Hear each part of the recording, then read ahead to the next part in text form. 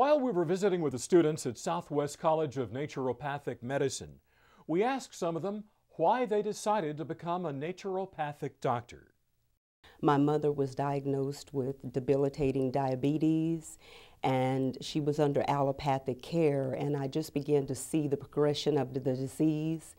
and she began to have various BKAs, or below the knee amputations,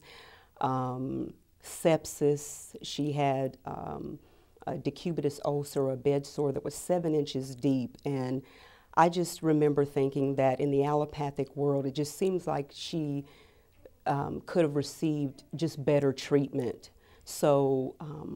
I began to look up naturopathy and alternative medicines, and that's what pretty much led me to SCNM. I just wanted to make a difference. I wanted to offer a different form of medicine as opposed to conventional medicine. First of all, conventional medicine places emphasis on treating the symptom, and naturopathic medicine, how that differs is that we actually treat the cause. We actually find out the cause of the symptom, and in treating the cause,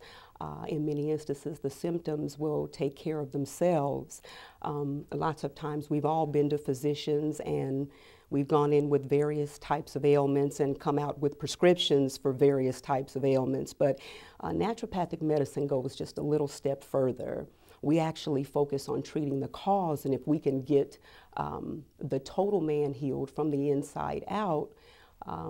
I think that just makes for better medicine, and that's one of the things that drew me, because I want to do more than treat the symptom. You know, I really want to facilitate a healing from the inside out, where the body is placed in an optimal position to pretty much heal itself.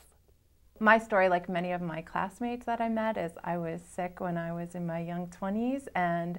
spent several years going to allopathic providers looking for the answer, and never really found it, and then was introduced to a naturopathic physician where I was living in South Florida, and just had amazing success with her working with me, and through that she taught me what naturopathic medicine was and showed me that, wow, I can have this career where I can actually do healthcare, but I can do things that resonated more with me and with my body at the time, and so that's how I ended up choosing a career as a naturopathic physician.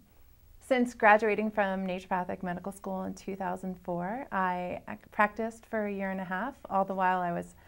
getting ready to, well, I was actually in the process of applying to allopathic medical school, and then in 2006 I started at OHSU School of Medicine in Portland, Oregon, and I'm now in my 3rd year of training there,